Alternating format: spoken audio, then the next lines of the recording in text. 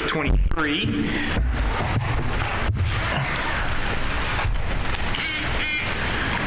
And we're going to pick up with Balaam.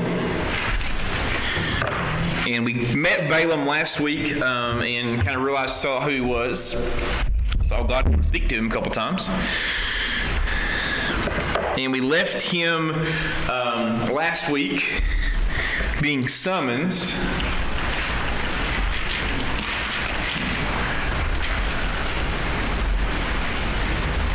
here we go to go with some of the princes there, were the people that came to him and was wanting to have him intervene on their behalf. And of course, Balak is the king of Moab, who wanted Balaam to essentially bless the Moabites and curse the Israelites because of the oncoming battles that may or may not have happened. Balak was, of course, worried about the Israelites, worried about their numbers, worried about just their present military force, and some of the conquering that they had done. Even though, in reality, of course, Balak had nothing to fear. God had told the Israelites not to battle with the Moabites because they're, of course, the descendants of Lot. But that Balak didn't know that, didn't realize that, and wanted Balaam, who was a diviner, who was well versed in all of the religions at this time, was a well-known guy, who had profited from having these religious rituals that he would do with the entrails of animals and other things, and had been able to bless and curse nations, and those had been satisfied. And so people had some weight. So he had some weight with what he was able to do. So the king of Moab came to him. God came to Balaam as well, and essentially told Balaam what to do and not to do, and told Balaam to go with these princes of Moabs, and that's where we left Balaam at last week. Okay. Balaam had met with God in some form or fashion. God had told him, what to do, but apparently, as we left Balaam last week, he thought that he had the ability to override God's desires or God's wishes in some way for his own benefit. Thought he could kind of, supersede God's will and gain from it financially. Okay, and that's what brings us to Numbers chapter 22, starting there in verse 23, and we see the arrival now of Balaam. Now, this, of course, is a pretty famous account, and this, of course, is the account of Balaam and his donkey, and one of the, I guess, a little more comical versions or comical stories in all the scriptures. But as we get to verse 23, we see kind of the account of what takes place. There's an angel of the Lord here that's kind of standing in the way of the donkey. The donkey's not wanting to move. Balaam gets upset with it. So let's go to Numbers 22. Let's start in verse 23, and we'll read down to verse 26 to start with. And the ass saw the angel of the Lord standing in the way, and his sword drawn in his hand. And the ass turned aside out of the way, and he went into the field. And Balaam smote the ass to turn her into the way. But the angel of the Lord stood in the path of the vineyards, a wall being on the side, and a wall on this side, and a wall on that side. And when the ass saw the angel of the Lord, she thrust herself unto the wall, and crushed Balaam's foot against the wall, and he smote her again. And the angel of the Lord went further and stood at a narrow place where was no way to turn, either to the right hand or to the left. So 3 different times now we see Balaam hopping up on his donkey and trying to proceed down the route that he's going on. And 3 different times the angel of the Lord stops the donkey from moving in a couple of different ways. First shows up with a sword, stands in front of him. The donkey sees the sword, and the angel thinks, I'm not going that way, and doesn't move. Of course, Balaam gets mad, kicks the donkey or smacks on the butt or whatever he does to get it to move.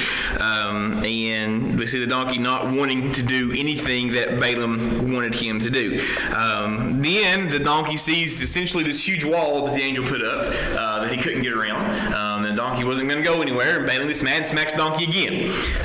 And doesn't respond in any way. And it finally gets to the point where I would assume it appeared to the donkey that there was literally nowhere. There was something in his visual, something that the angel of the Lord had put there that made it look as if there was nowhere that he could walk. Okay, there was a invisible wall all the way around the donkey, that one that Balaam couldn't see, but the donkey could see. And third time we see Balaam hitting the donkey.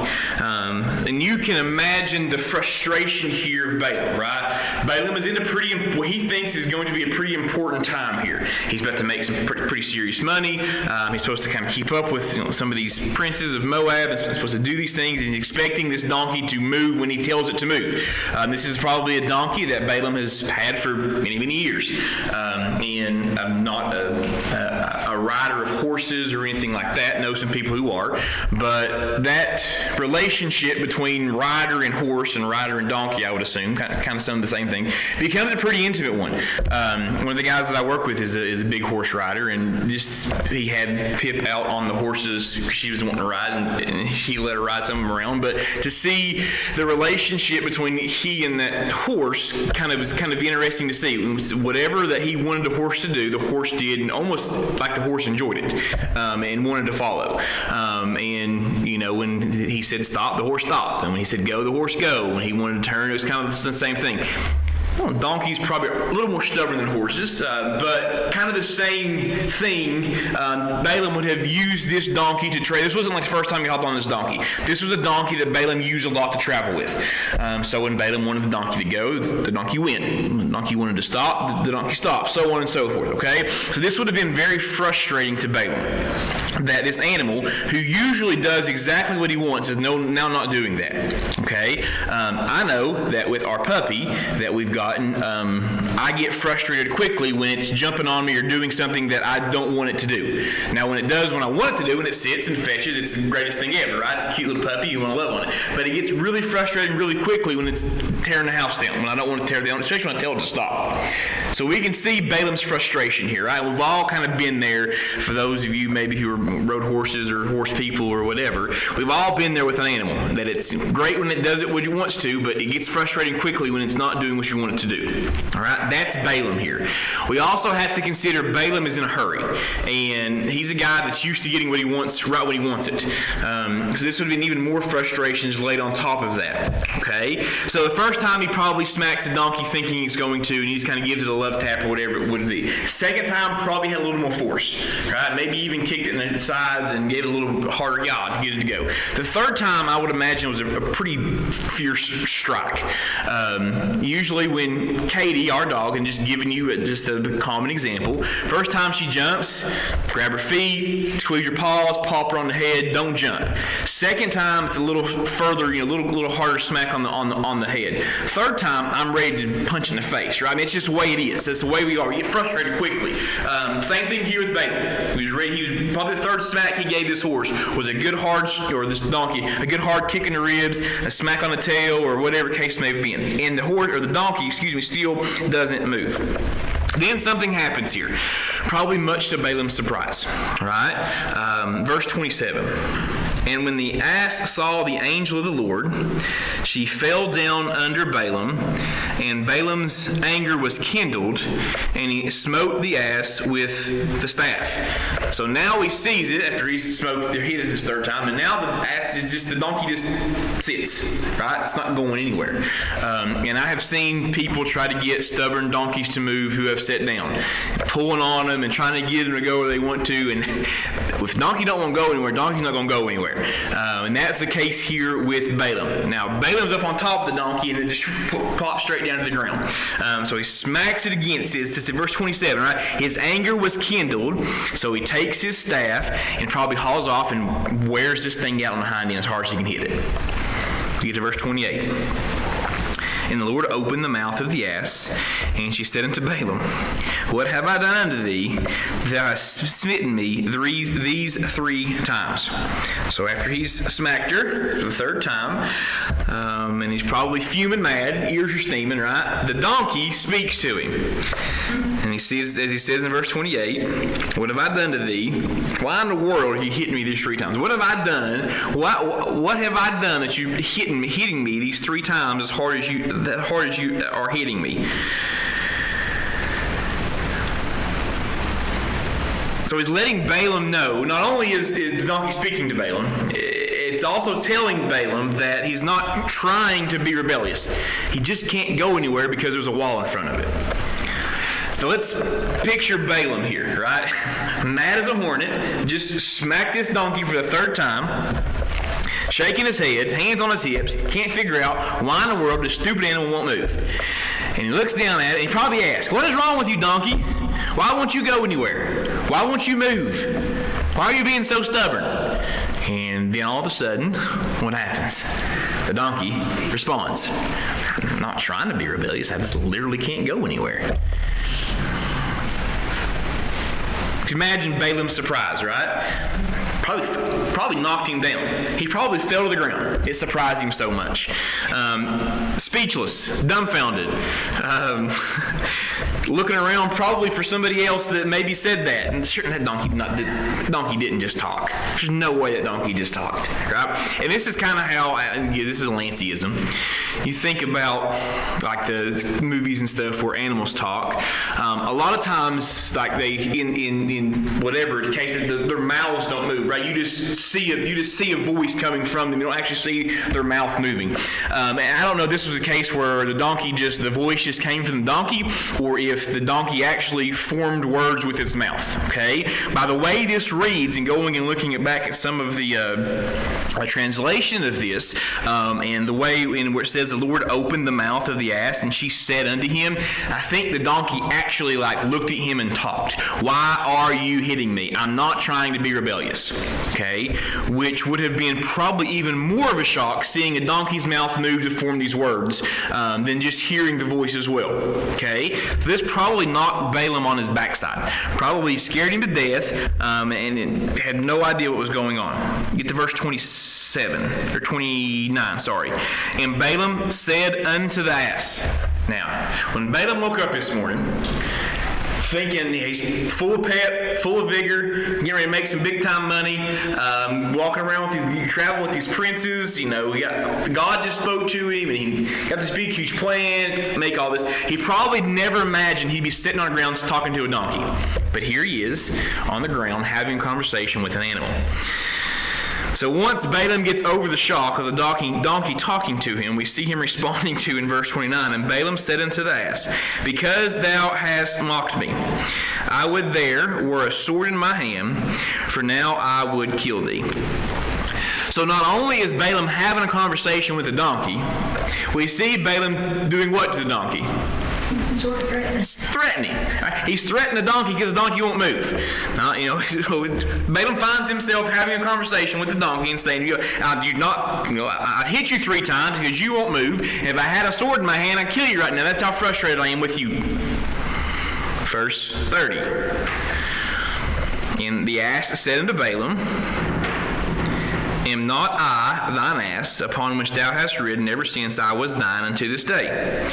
Was I ever wont to do so unto thee? And he said, Nay.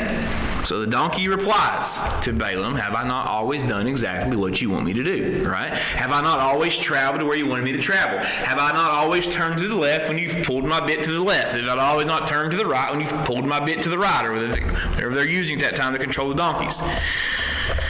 So he's now not only is Balaam speaking to a donkey, not only is he having a conversation with the animal is actually what? Being more level-headed than Balaam is, right? The animal is reasoning with the human.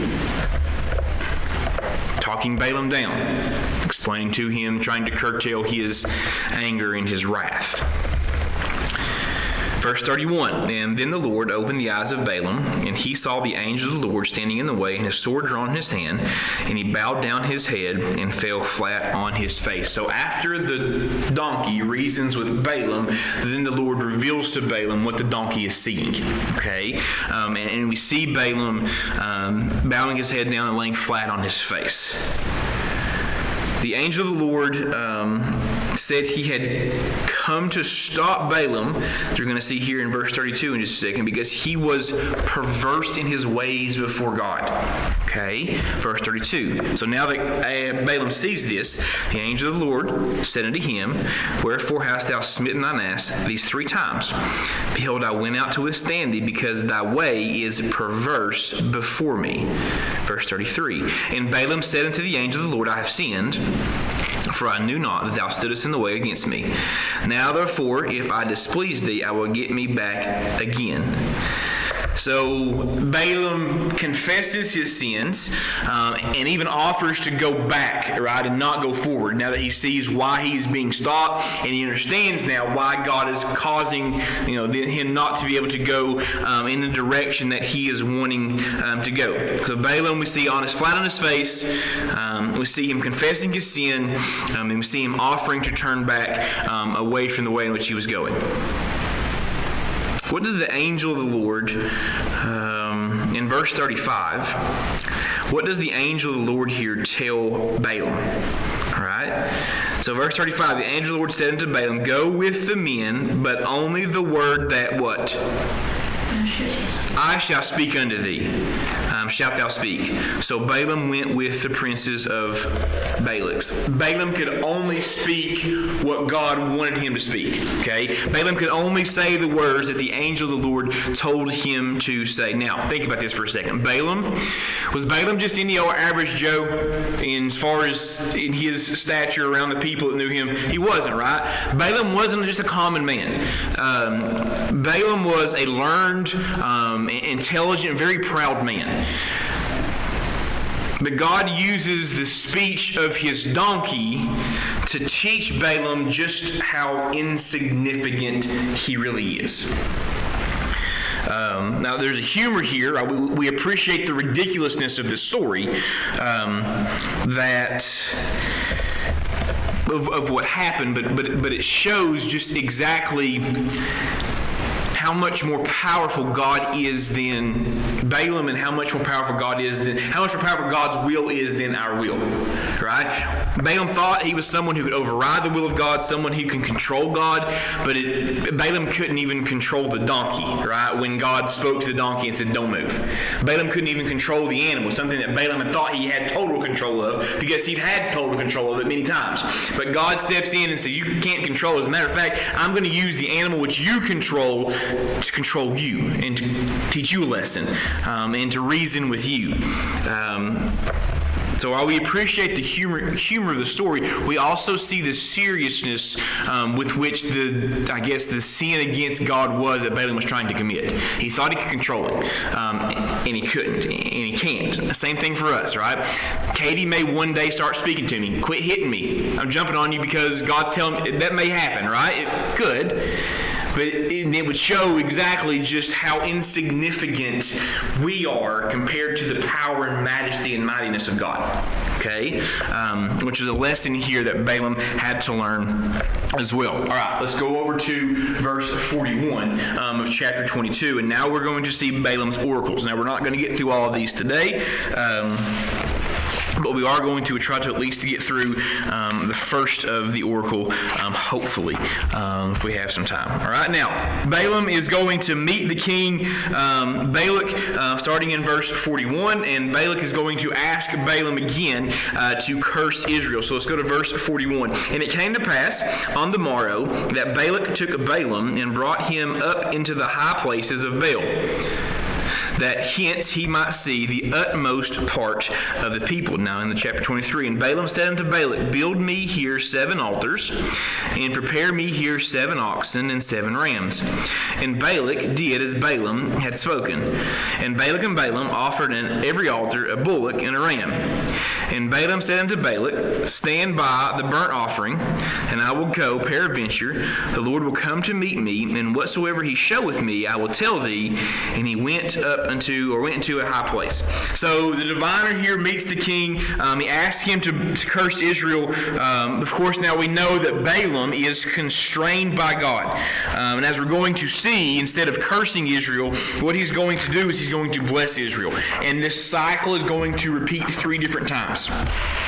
The first two oracles of blessing, Balaam is going to perform this elaborate sacrificial ritual, which we're seeing getting ready to get set up here in the beginning part of chapter 23. And there's going to be a contrast that we're going to get to look at between Balaam's sacrifice that he's doing and God's instruction for sacrifice, which is back over in Numbers 15 that we've already talked about. Okay? And that contrast here is to highlight Balaam's actions as being pagan, all right, as being sinful, as not being what God wanted him to do. Now, God's still going to use Balaam in a significant way. The oracles that he's going to go through, blessed Israel, goes as far as even prophesying the coming of the Messiah. The first two. Now, the third oracle is expanded to include a major, third major poem of the Pentateuch. Okay, so there is some studying and looking at things we're going to here as we look into these three oracles, and we're going to just do the first one today. Now, so the first oracle is in Numbers 23, and it goes down verses 7 through 10. And what it does is it's going to highlight his inability to fulfill the assignment of cursing Israel. Instead, of course, you're going to see the blessing. Let's go to verse 7 of Numbers chapter 23, and we'll see Balaam's words of blessing here from God, not just random encouragements of his own creation. All right, so, and he took up this parable and said, Balak, the king of Moab, hath brought me from Aram out of the mountains of the east, saying, Come, curse me, Jacob, and come defy Israel. How shall I curse whom God hath not cursed? Or how shall I defy whom the Lord hath not defied? From the top of the rocks I see him, and from the hills I behold him. Lo, the people shall dwell alone, and shall not be reckoned among the nations. Who can count the dust of Jacob, and the number of the fourth part of Israel? Let me die the death of the righteous, and let my last end be like his. So Balaam's first oracle, verses 7 through 10, see the inability that he has here of being able to curse Israel, right? He goes through and says that he doesn't have the ability, doesn't have the speech, doesn't have the words, doesn't even know how to curse Israel. Because God has constrained his speech and only going to allow him to say what he wants him to say. So we see the blessings that he kind of goes into in verses 9 and 10 specifically, right? From the top of the rocks and the hills I behold them. Lo, the people shall dwell alone and shall not be reckoned among the nations. Who can count the dust of Jacob and the numbers of the fourth part of Israel? Let me die the death of the righteous, and let my last end be like his. So the first blessing we see is connected with the covenantal promise that God gave Abraham. All right, way back now, I guess it's been over a year since we've studied Genesis. Way back in Genesis chapter 12 was the covenant promise made with the patriarchs. Now, what was that promise? What was that covenant promise? I'm going to make you what? Abraham, I'm going to make you what? Great nation, right? Many descendants. And the earth will be blessed. Okay? So that was the covenant promise way back then. We see Balaam referring to that in his first oracle. Okay? Balaam's blessing recognized that God was in fact the blessing of Israel. Even if Balaam were to be able to utter cursings upon the Israelites, he was not going to be able to change God's favorable disposition towards the Israelites. Nothing he could do or say, no curse he could come up with, is going to change God's covenantal promise into blessings that he has given towards the Israelites.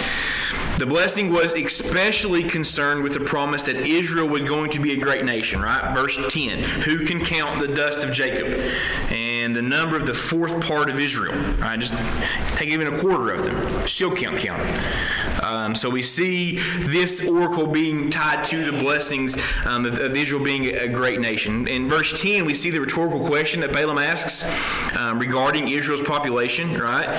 Who could count them? This parallels with God's promise to make Israel as numerous as the stars in the sky and the sand on the seashore. That when he took Abraham out and said, "Look up, Abraham. Can you count the stars?" Of course not, right? Of course you can't count the stars. That's how great your nation is going going to be. So we see Balaam using that in his first oracle as well. Balaam goes as far towards the end of verse 10, wishing that he himself, right, could be part of the blessing that Israel is going to take part in, right? Let me die the death of the righteous, and let my last end be like his. He wants to be an Israelite. He wants to partake in the blessings that the Israelites are going to partake in.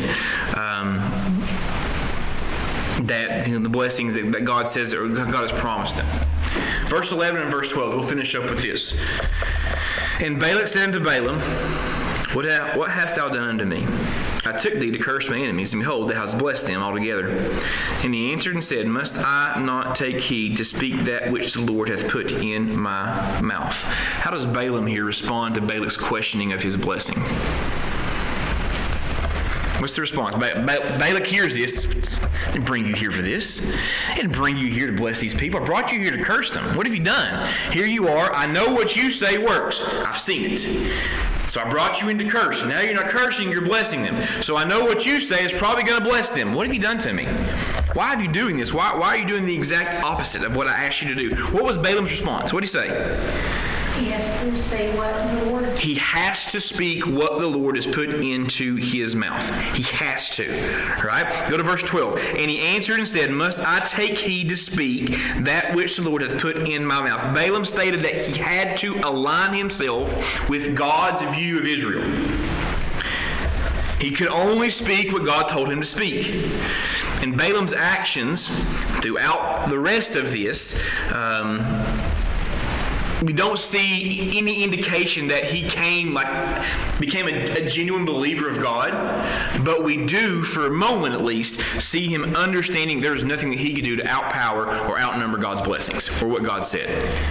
There's nowhere else. Other places in Scripture kind of tends to Balaam not being not being a righteous man, but we see even in this moment, right, that he was understood that he could not outsmart or not outpower God in any way.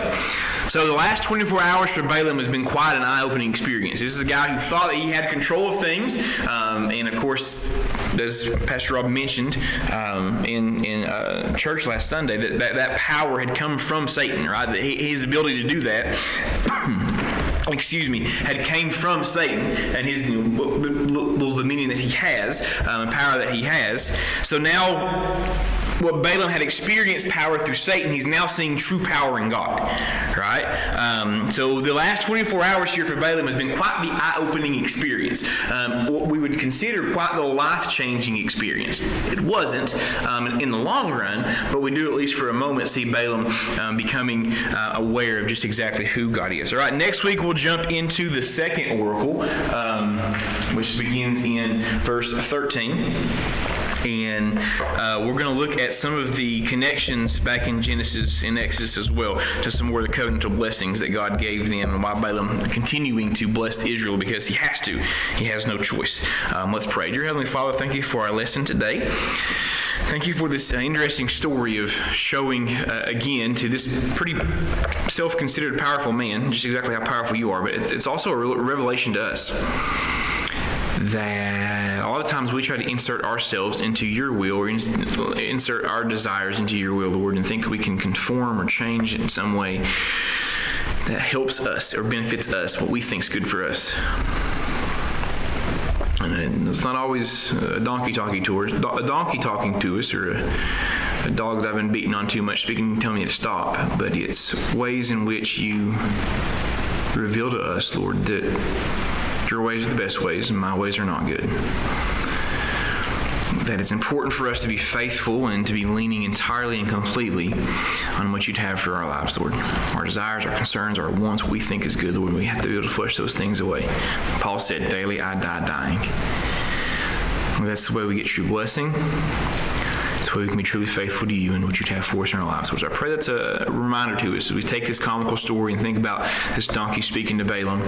And it's a reminder to us, Lord, that our ways are not your ways. And it's only your ways that matter. For Pastor Rob as he comes here in the next little bit, Lord, let's just use him in a mighty way. Keep us attentive to the word